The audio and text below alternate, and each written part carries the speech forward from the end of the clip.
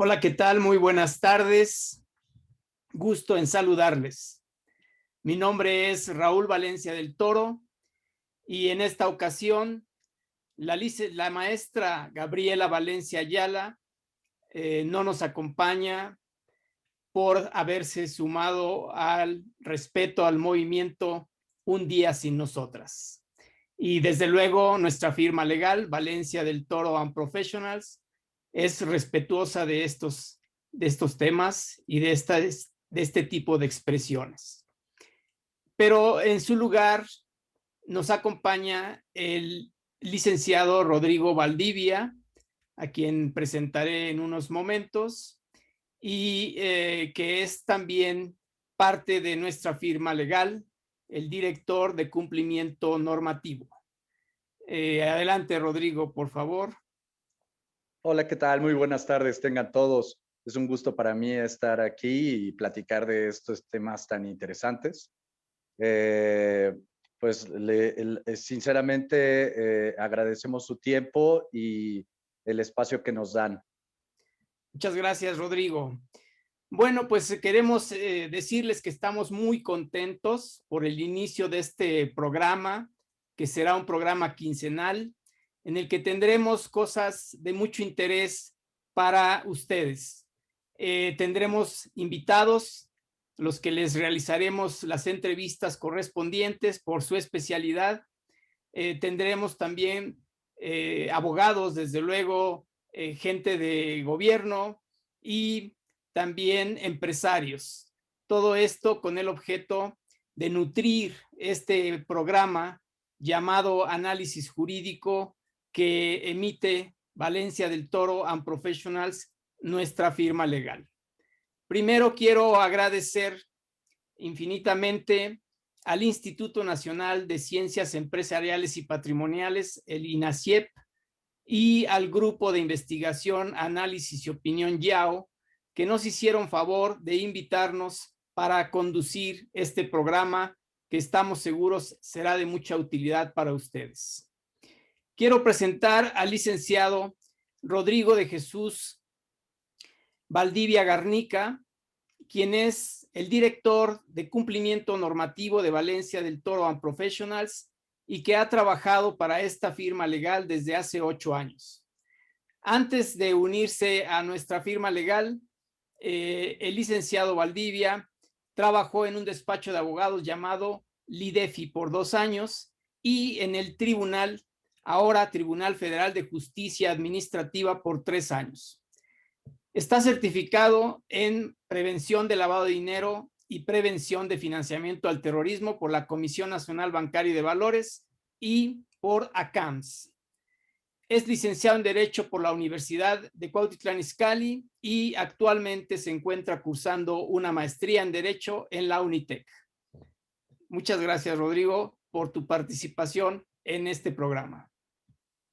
Gracias a usted, doctor. Y ahora, si me lo permiten, también déjenme presentarles al doctor Raúl Valencia del Toro, quien es socio principal de Valencia del Toro and Professionals y corredor público 68 de la Ciudad de México. Ha ocupado diversos cargos a nivel gerencial en las áreas jurídicas, entre las empresas que se encuentra Kraft Foods, Banco Interacciones y Cargill de México. Es asociado y titular de la Dirección Legal para Latinoamérica de la firma de consultoría internacional de Alta Group. Obtuvo las certificaciones por la Comisión Nacional Bancaria de Valores y por la CAMS en materia de prevención de lavado de dinero y financiamiento al terrorismo. Es egresado de la Universidad Nacional Autónoma de México. Cuenta con 4 especialidades, una maestría y actualmente es doctorante en la Universidad Panamericana. Cursó los programas de alta dirección D1 y dirección por servicios en el IPADE. Obtuvo las maestrías en práctica jurídica transnacional en el Tecnológico de Monterrey y en Derecho Americano en la Universidad de Washington. Fue merecedor del doctorado honoris causa que le otorgó el Instituto Mexicano de Líderes de Excelencia.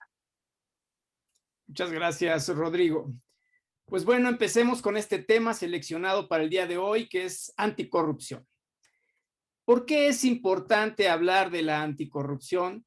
Bueno, sabemos que es un mal que aqueja a nuestro país, y no solo a nuestro país, sino a todo el mundo desde hace ya bastantes años.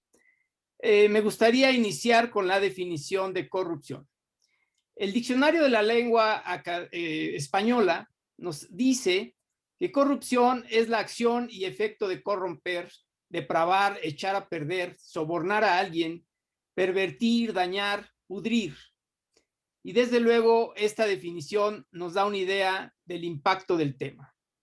En las organizaciones públicas y privadas es una práctica consistente en utilizar las funciones del funcionario público y aquellos medios que tiene a su alcance para obtener un provecho económico o de otra índole incluso para su beneficio o para el beneficio de terceros. Y desde luego, pues siempre hay una parte de la autoridad y una parte del sector privado en este tema. El tráfico de influencias, el soborno, la extorsión, el fraude son algunas de las prácticas que también son calificadas como corrupción y por eso deben ser tratadas así.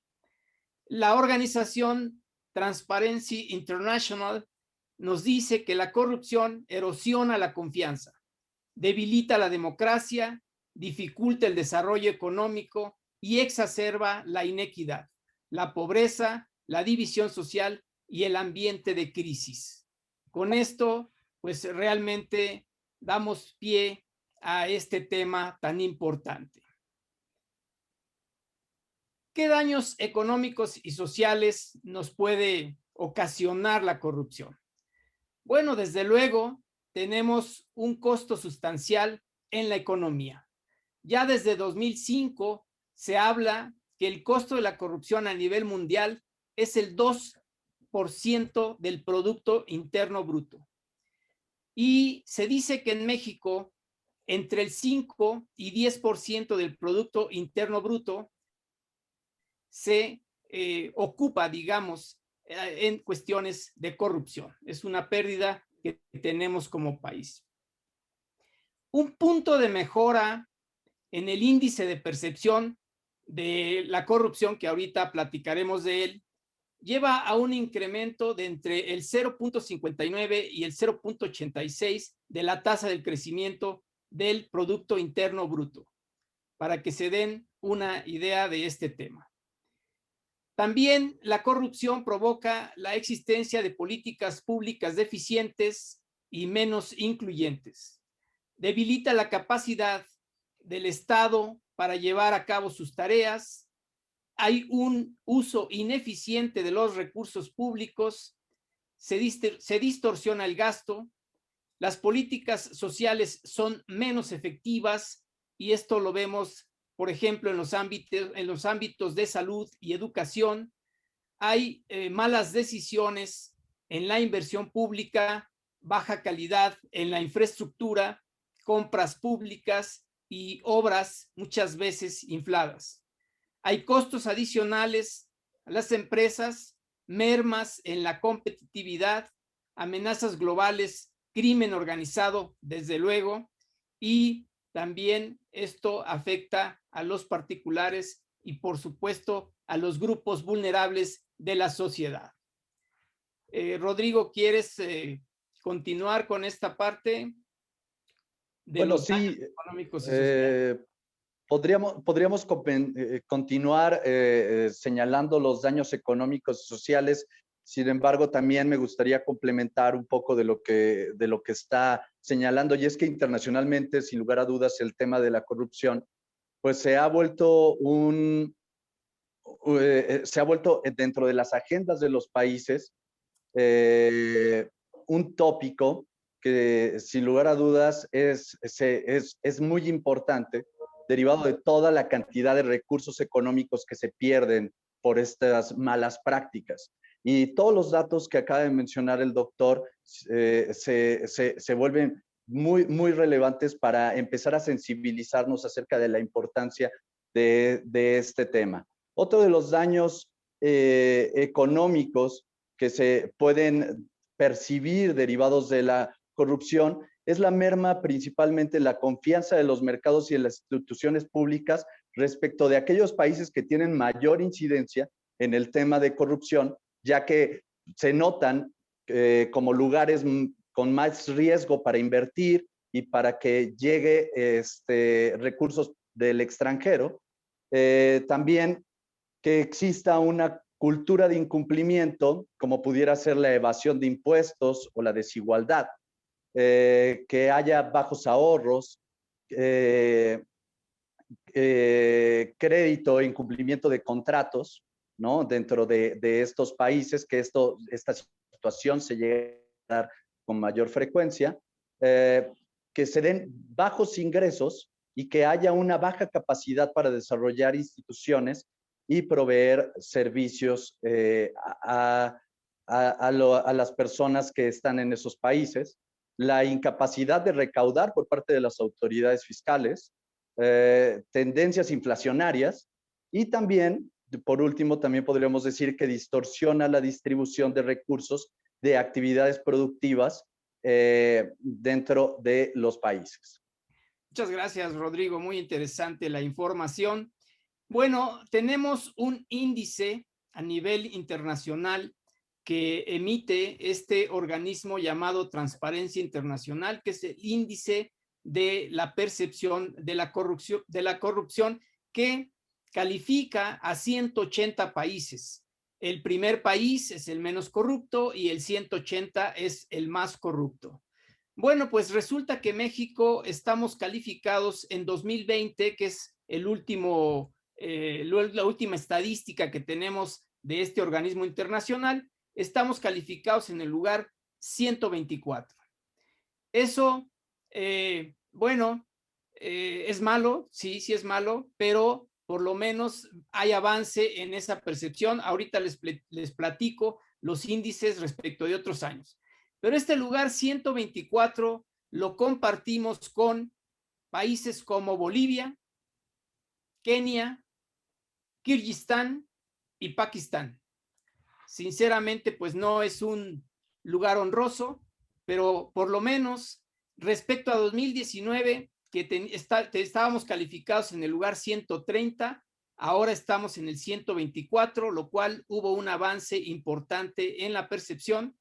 Y lo mismo pasó de 2018, que estábamos en el 138 y llegamos al 130 en 2019.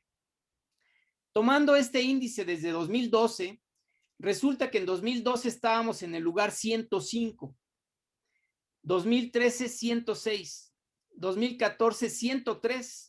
En estos años, la mejor calificación en el 103. 2015 111, 2016 123 y nos vamos a 2017 135. O sea, y en 2018 138. En esos 3 años fue la percepción más dirigida en este sentido hacia México con una mala calificación, y afortunadamente hemos empezado a disminuir este tema. Esta organización de Transparencia Internacional califica en general los países, y si vemos en su página el tema de América, vemos que incluso países como Estados Unidos y Canadá en 2020 bajaron su nivel, es decir, se incrementó su calificación como un país más corrupto. Es increíble, digo, por supuesto no se compara con los niveles en los que está calificado México, pero es una cosa que llama la atención. Y países como Ecuador, curiosamente, están mucho mejor calificados, casi 30 puntos respecto a 2019. ¿Qué pasó en Ecuador?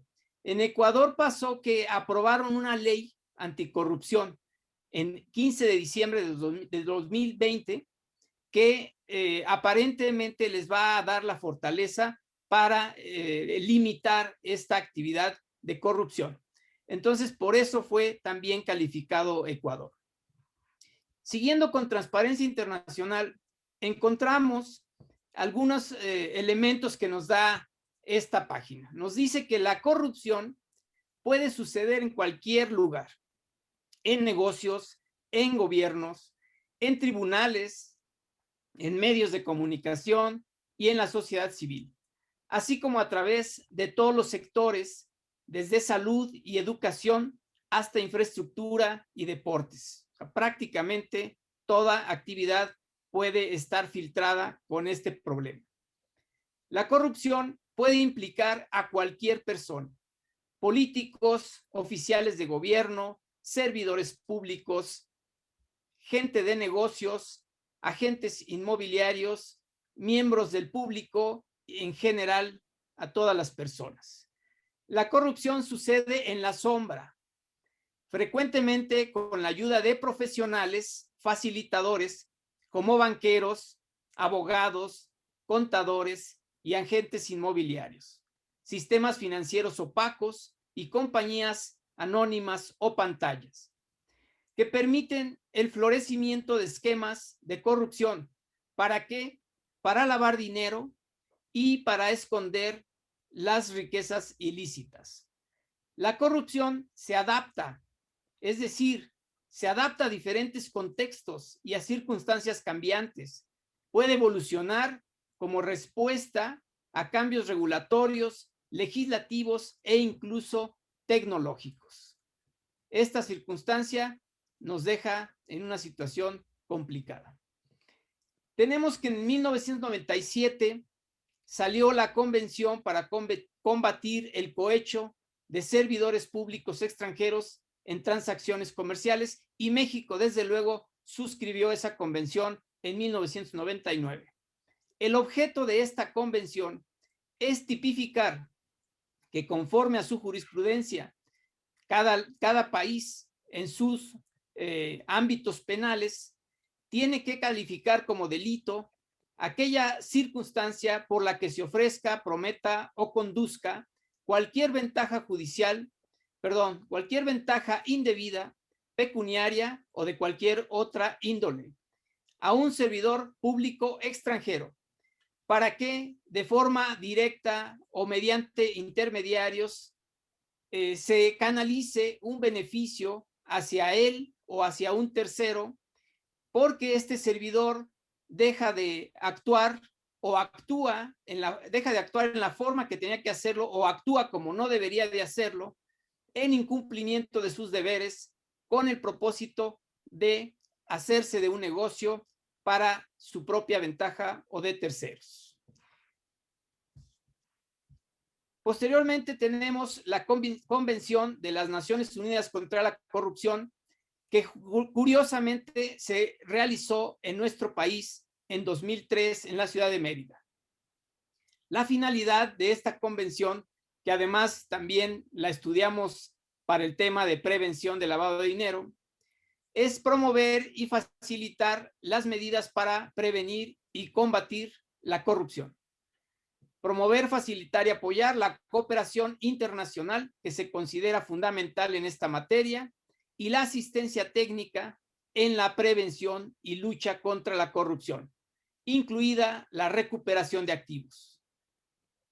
Promover la integridad, obligación de rendir cuentas y debida gestión de los asuntos y bienes públicos, lo cual es un tema fundamental, pues digamos que la educación es un motivo importante para prevenir el tema de la corrupción. Dentro de las medidas que establece la convención es la aplicación de políticas, supervisión y coordinación para su puesta en práctica y que puedan prevenir y combatir la corrupción.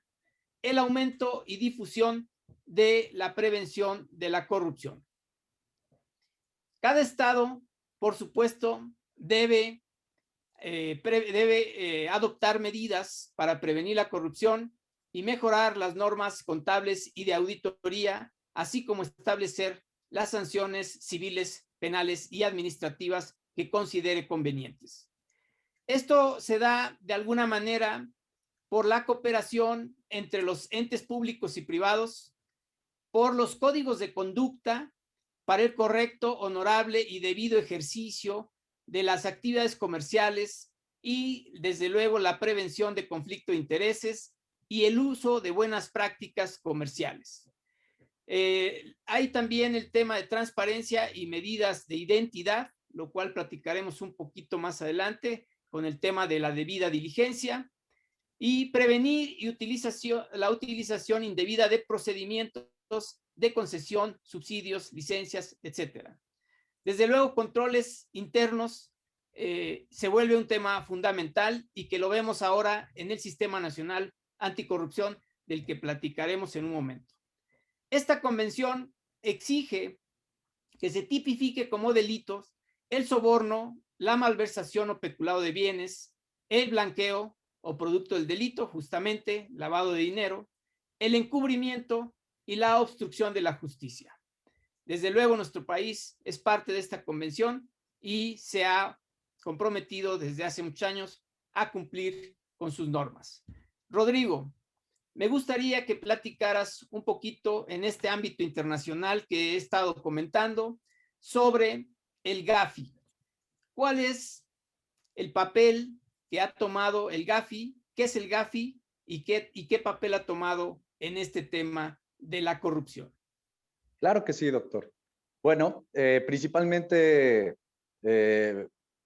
comenzar diciendo que el Grupo de Acción Financiera Internacional, ¿no?, mejor conocido como Gafi, es un organismo encargado primeramente de regular y tratar de buscar combatir el lavado de dinero. Ese fue, digamos, su primer mandato. Este organismo internacional está constituido por diversos países, está conformado por naciones. Estas naciones, a su vez, tratan de buscar implementar medidas dentro de sus legislaciones para evitar acciones que propicien el tema de lavado de dinero. ¿Y por qué estamos hablando de lavado de dinero si aquí el tema es la anticorrupción? Y básicamente es, como lo señala la recomendación 12 del Gafi, que este organismo reconoce que uno de los delitos que ocasiona que se busque lavar dinero es justamente los actos de corrupción, ¿no? Derivado de diversos actos de corrupción, pues evidentemente se genera dinero, y ese dinero ilícito, porque la fuente, y como lo acaba de mencionar el doctor, al volverse un delito, los recursos derivados de dicho delito, al tratar de incorporarlos al sistema financiero formal, ahí se lleva, digamos, el lavado de dinero de esos recursos ilícitos provenientes de actos de corrupción. Entonces, lo reconoce este órgano internacional como uno de los delitos subyacentes del lavado de dinero y busca que los países establezcan normas dentro de sus sistemas jurídicos para castigar los actos de corrupción. Incluso menciona algunos temas como es identificar a las personas políticamente expuestas, ¿no? Que aquí tal vez habría que hacer la distinción entre las personas políticamente expuestas nacionales y las extranjeras. Y podemos tal vez, si me lo permite, doctor, aterrizarlo un poco al tema mexicano, donde perfectamente se hace la distinción que cuando hay una persona políticamente expuesta nacional, sí hay que aplicar lo que llamamos la debida diligencia para identificar a esa persona y conocer el origen de sus recursos para asegurarnos de que estos no vengan de actividades ilícitas. Pero no necesariamente, a diferencia de la creencia de muchas personas, deben de ser clasificados con un grado de riesgo alto. En cambio, cuando se trata de personas políticamente expuestas extranjeras, ahí sí, en el marco nacional, es muy claro que estas personas deben de ser catalogadas como de alto riesgo. ¿Por qué? Porque es muy difícil conocer si en sus países de origen tal vez están participando de actos de corrupción.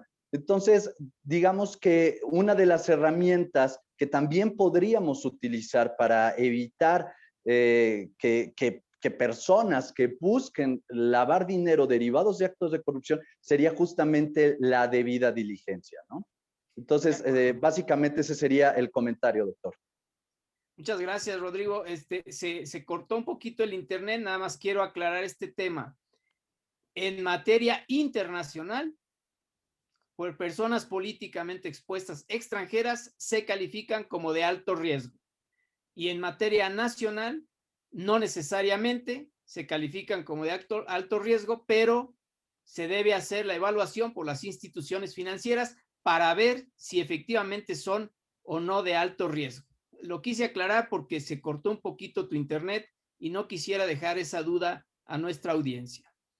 Por otro lado, Rodrigo, hay una norma ISO, norma internacional ISO, la 37001, emitida en 2016, Correcto. que pues va ligada al tema de antisoborno, pero es lo que tenemos como una norma más avanzada para el tema del análisis de la corrupción o el soborno, de la identificación de los riesgos y en su caso la mitigación. ¿Podrías platicar un poquito sobre las bases legales que soportan esta norma ISO 37001? Claro que sí, doctor. Bueno, esta norma 37001 emitida en 2016, justamente lo que busca es que se establezca un sistema de gestión de riesgos, ¿no? Y esto enfocado justamente al tema de antisoborno, por lo que es a través de esta norma donde se van a establecer los lineamientos y requisitos mínimos que una empresa, que un país, que cualquier persona que quiera analizar estos riesgos en la materia pudiera establecer y el orden en el que se deben de establecer también para evitar conocer tus riesgos en materia de corrupción, en materia de soborno, y con ello establecer medidas que te ayuden a prevenir que este tipo de situaciones aparezcan en tus empresas. Y déjeme poner el ejemplo de una empresa, ¿no? Una empresa decide que quiere implementar esta norma ISO y entonces comienza a llevar a cabo todo el estudio que esto conlleva a efecto de conocer los riesgos, de evaluarlos y darles un peso a esos riesgos para posteriormente establecer medidas de mitigación. Y digamos, como es en todos los sistemas de gestión, es un proceso cíclico. Esto quiere decir que no basta con simplemente implementarlo por primera vez y entonces ya lo dejamos guardado y ya nadie le hace caso a este sistema de gestión, sino que es necesario estarlo alimentando siempre con información nueva, siempre con información actual de la empresa o del país, del sistema de que se trate. ¿Para qué? Para poder estar analizando los nuevos riesgos que se puedan llegar a presentar. Incluso la propia norma marca la necesidad de hacer una auditoría al sistema de gestión para poder darnos cuenta, primero, si hay nuevos riesgos y también si los controles que se implementaron derivado de la primera evaluación o de la evaluación que corresponda se están aplicando de manera adecuada o si hay necesidad de reforzarlos de manera que se tengan que implementar nuevos controles que sean, que sean más eficaces o si con los controles que se tienen se está mitigando de manera adecuada el riesgo. Entonces, también otro de los puntos que podríamos comentar acerca de esta norma es que nos pide que establezcamos una política antisoborno, ¿no? Y esta política antisoborno que la conozcan no solamente las personas que forman parte de la organización, sino también las personas con las que trabajamos, con nuestros proveedores, con nuestros clientes, ¿no? Y deben de conocer que tenemos esta política antisoborno. También nos habla de la necesidad de documentar un código de ética, ¿no? Entonces, básicamente, a grandes rasgos, de esto es de lo que trata la norma ISO 37001. Perfecto, Rodrigo. A ver, digamos, el fundamento internacional de esta norma lo tenemos en las dos convenciones que ya mencioné, Claro. contra la corrupción y para combatir el cohecho.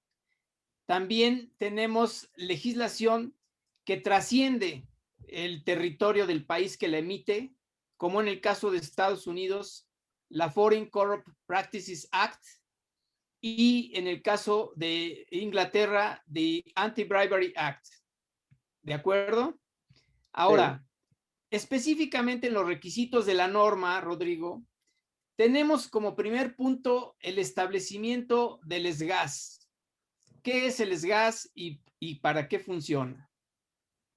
Bueno, el SGAS es el sistema de gestión antisoborno y como lo comentaba, es tomar toda la operación de la empresa o, por ejemplo, y que hablaremos de ello más adelante, de la evaluación nacional de riesgo, sería tomar todo el contexto de lo que vayamos a analizar y llegar y valorar, llegar a cuáles son los riesgos que existen desde de que se presenten actos de corrupción y de soborno dentro de las organizaciones o dentro de los países. Perfecto. Entonces, también allí tendríamos el tema de los roles y las responsabilidades del personal, ¿correcto?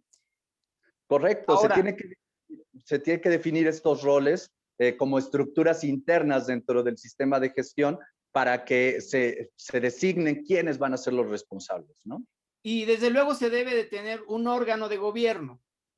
¿Cómo funciona, Rodrigo? Bueno, el órgano de gobierno se constituye, principalmente debe formar parte de la alta dirección, a efecto de que sea un órgano que tenga capacidad de decisión dentro de la organización y que pueda tomar acciones cuando sea necesario. Excelente. ¿Y qué pasa con el oficial de cumplimiento?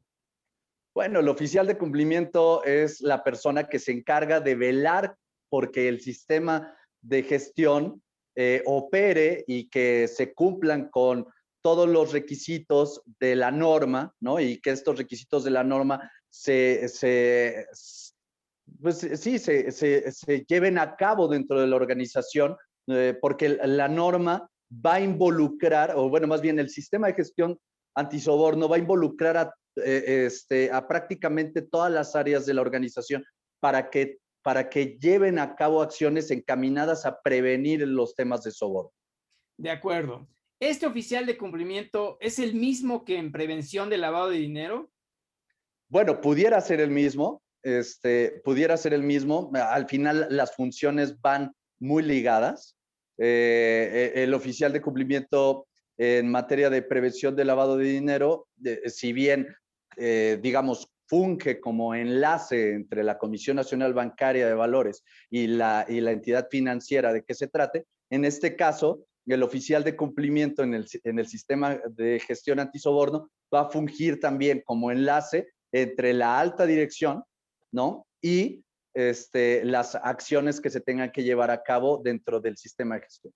De acuerdo, pero entonces, aunque pudiera ser el mismo, sus funciones son completamente diferentes, ¿correcto?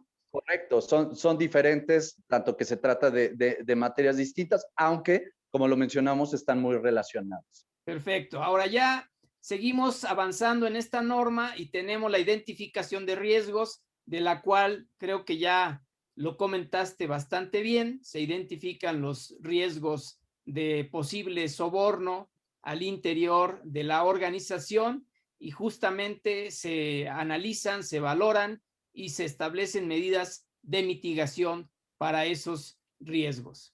Creo, doctor, aquí podría ser muy interesante para la audiencia, que no necesariamente porque identifiques los riesgos quiere decir que vamos a trabajar en pro de eliminarlos. Hay algunos riesgos que pudieras llegar a determinar que forman parte de la operación de las empresas y que el mismo sistema de gestión te indica que los puedes aceptar, ¿no?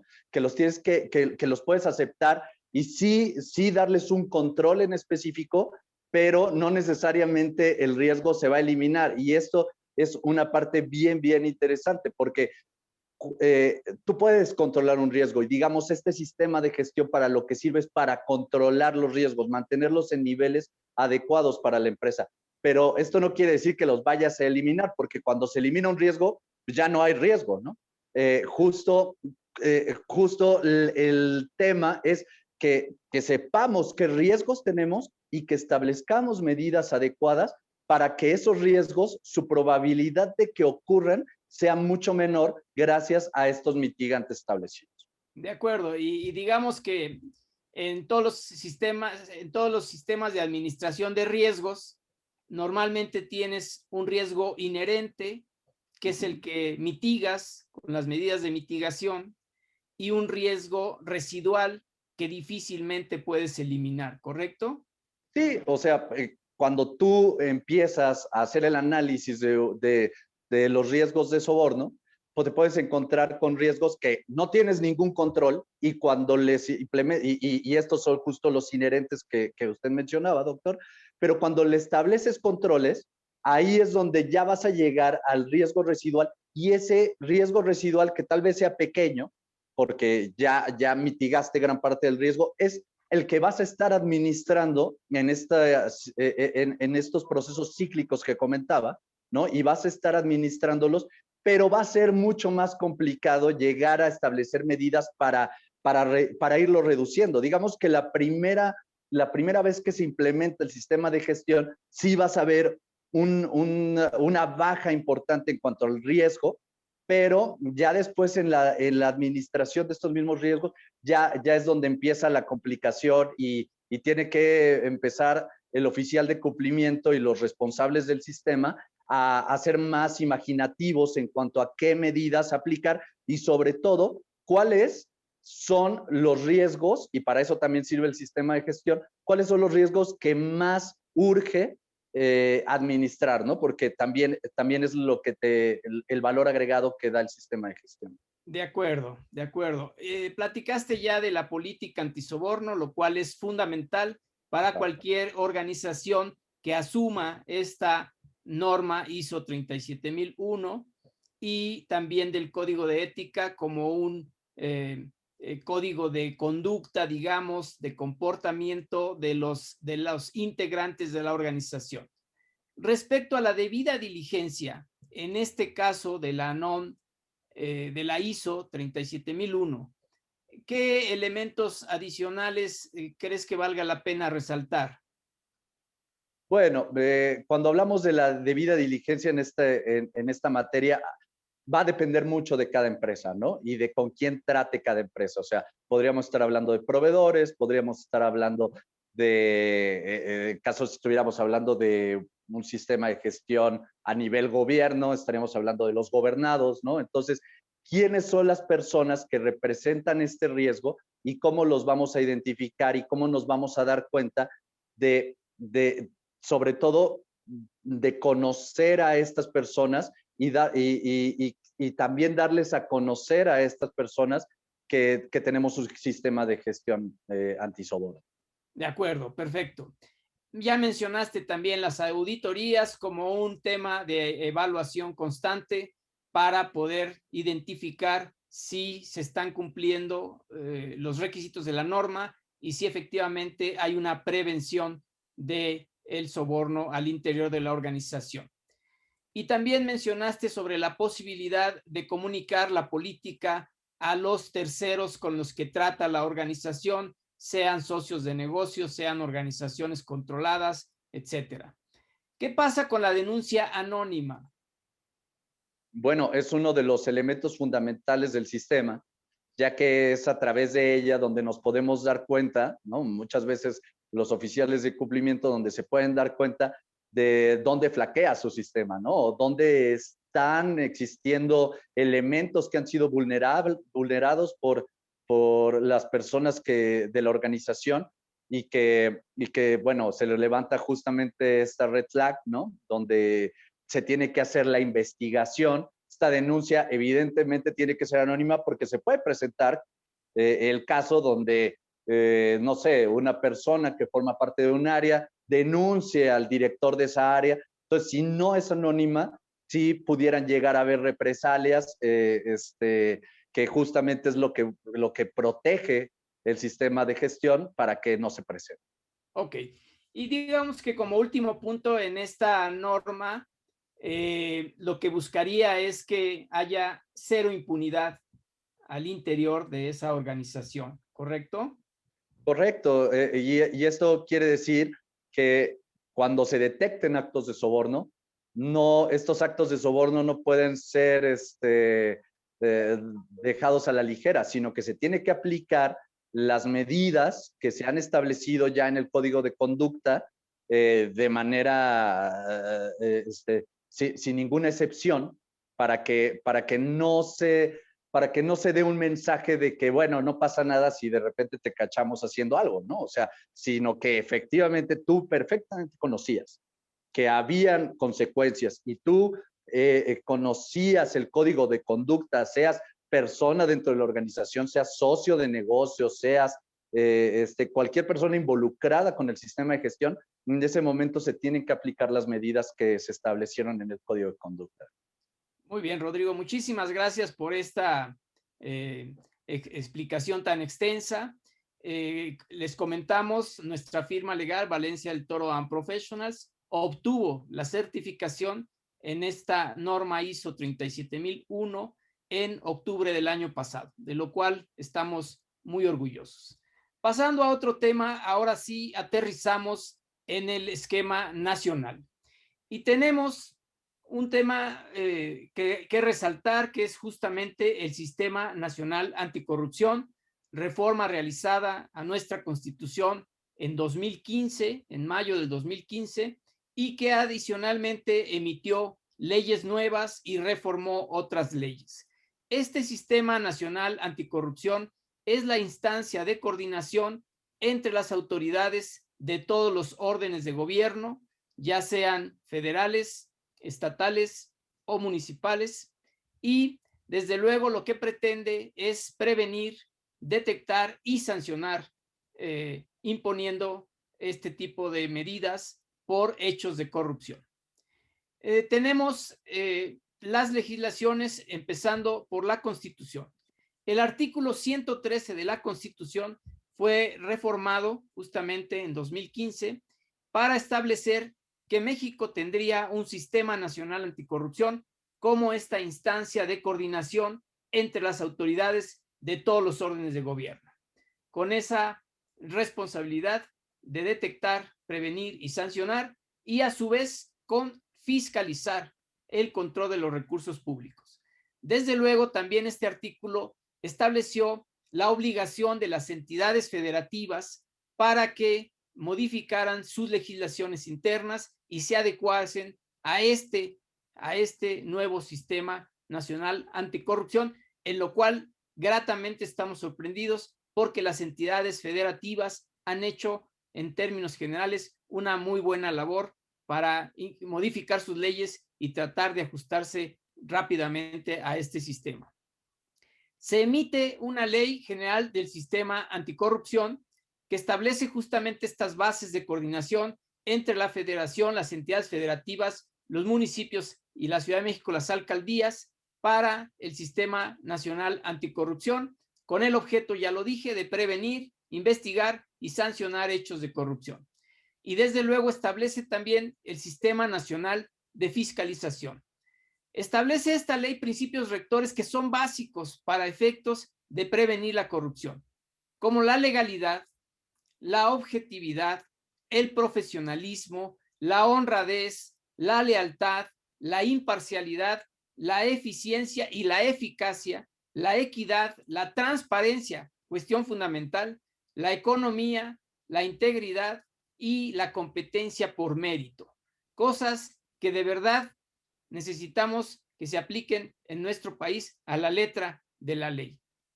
El objeto de la ley es establecer principios, bases generales, políticas públicas y procedimientos para la coordinación entre autoridades de gobierno para prevenir, detectar y sancionar hechos de corrupción.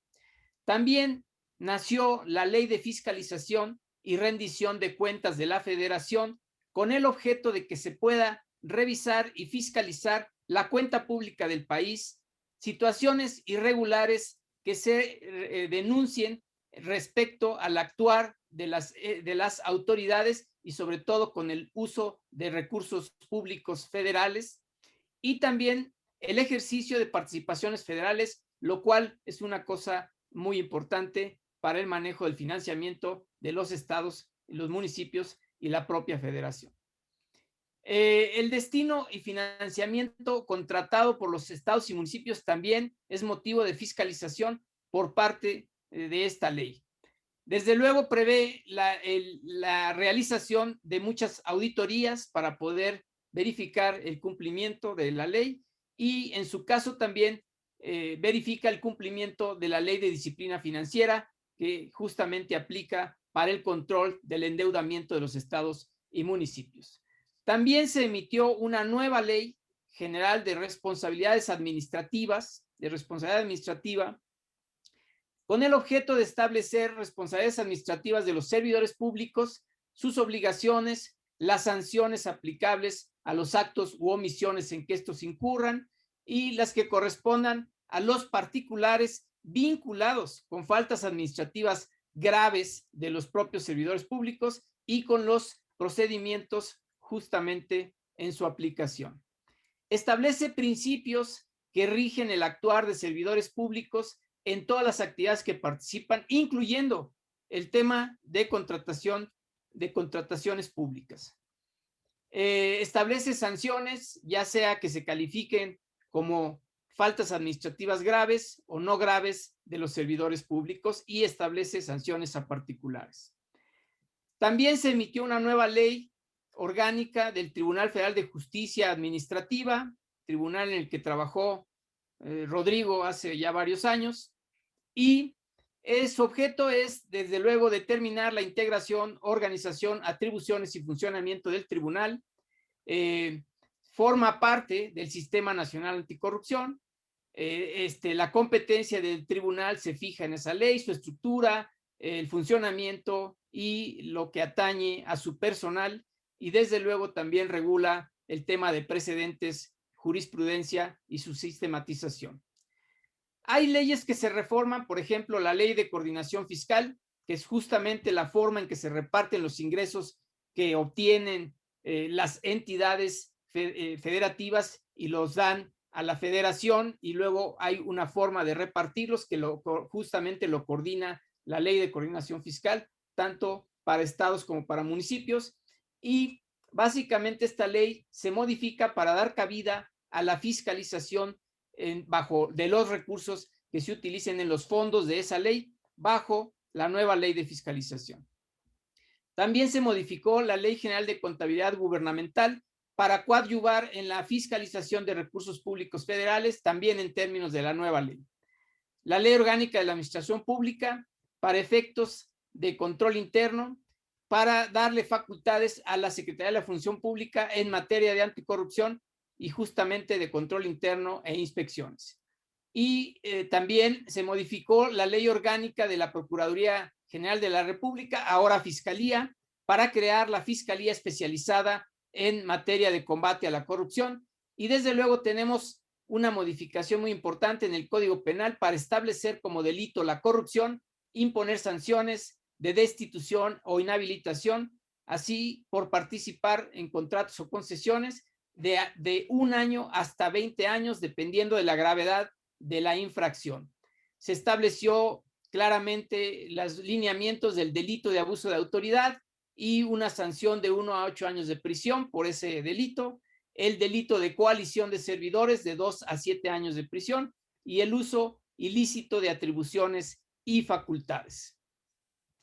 Con esto, la verdad es que consideramos que se da un avance muy importante en nuestro país para prevenir la corrupción. Sin embargo, pues los resultados hasta el momento no han sido los esperados y se tiene que seguir trabajando mucho en esta materia. Sí, correcto, doctor.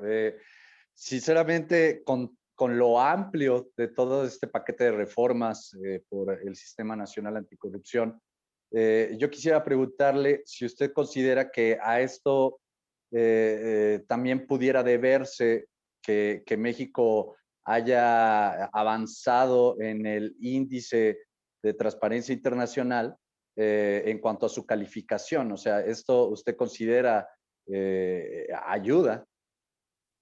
Sí, desde luego creo que es un elemento que ha ayudado, pero insisto, es necesario seguir trabajando en esto y sé que las entidades de gobierno y la sociedad civil ha estado trabajando mucho para que esto pueda tener en su aplicación una realidad más clara, más estricta y efectivamente tengamos los resultados que se esperan.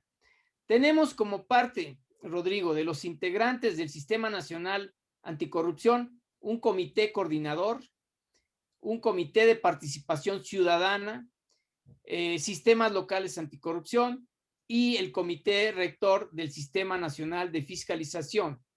Los integrantes del comité del Sistema Nacional Anticorrupción son los titulares de la Secretaría de la Función Pública, de la Auditoría Superior de la Federación, de un representante del Consejo de la Judicatura Federal, del Tribunal Federal de Justicia Administrativa, del INAI y desde luego de la participación ciudadana, donde tenemos incluso que el presidente de este comité es representado por el presidente de la participación ciudadana, lo cual pues implica que cuando se creó este Sistema Nacional Anticorrupción se pretendía dar un auge muy importante a la ciudadanía como una medida de control de la corrupción. Y también tenemos a la Fiscalía Especializada en el Combate a la Corrupción como integrante del Comité Anticorrupción. Bueno, básicamente del Comité de Participación Ciudadana tenemos 5 miembros, e insisto, uno de ellos es el presidente. La verdad es que me parece que hay algunas posiciones acéfalas en este momento, de acuerdo con la información publicada por el gobierno, lo cual es algo que creo que se debe resolver muy rápidamente.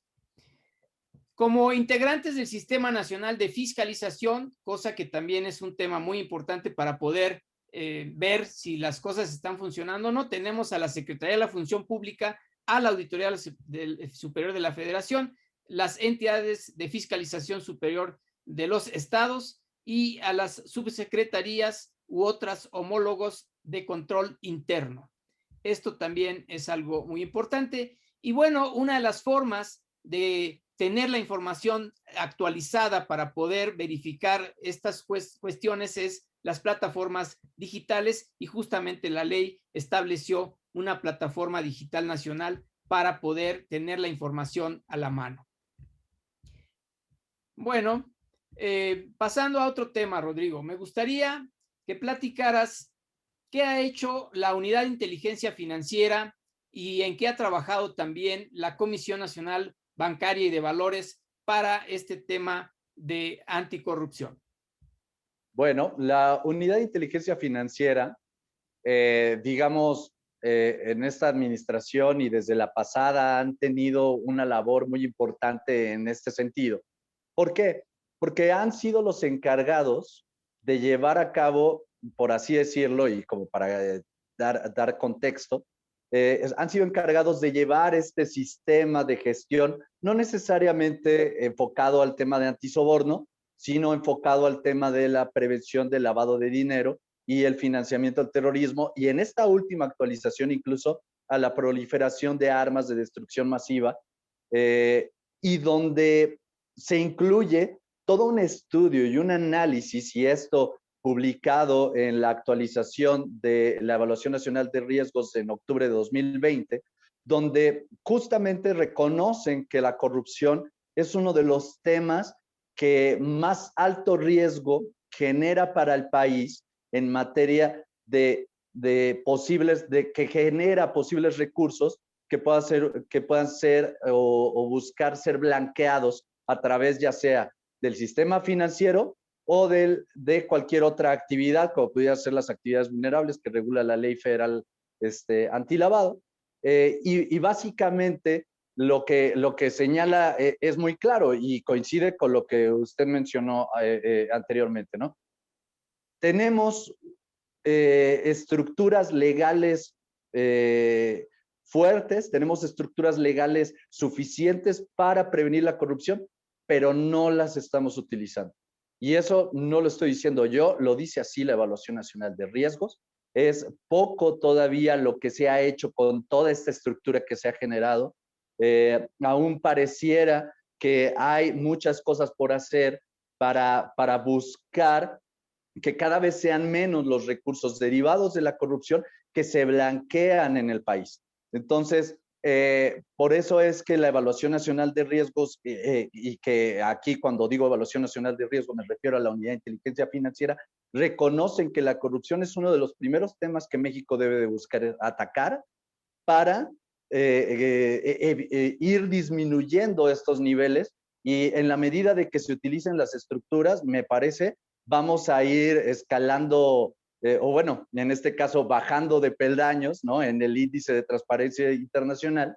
Pues básicamente es lo que ha estado haciendo la Unidad de Inteligencia Financiera, llegándose de estos elementos y determinando de manera objetiva, ¿no? Y que me parece que es un análisis totalmente válido, de manera objetiva, cuáles son las áreas de oportunidad que tiene actualmente la administración.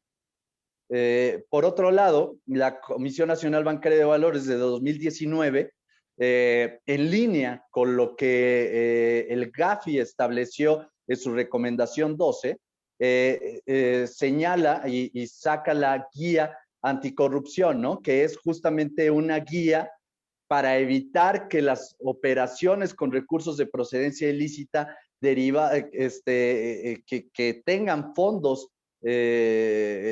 originados por actos de corrupción se integren al sistema financiero, ¿no? Y aquí sí estamos hablando exclusivamente del sistema financiero, pues es justamente lo que supervisa la Comisión Nacional Bancaria de Valores, y donde básicamente pues vuelve a reconocer la importancia de establecer medidas en este sentido, y que las entidades conozcan las famosas tipologías, ¿no? Las famosas tipologías en materia de corrupción que lo que le dan a las entidades son indicadores, ¿no? ¿Qué situaciones pudieras tú estar viviendo con un cliente que te pudieran dar o levantar la suspicacia de que tal vez te están inyectando recursos provenientes de actos de corrupción, ¿no? Y ahí regresamos al tema de personas políticamente expuestas, de que cuando hay personas políticamente expuestas nacionales, tienes que meterte al perfil transaccional de esa persona.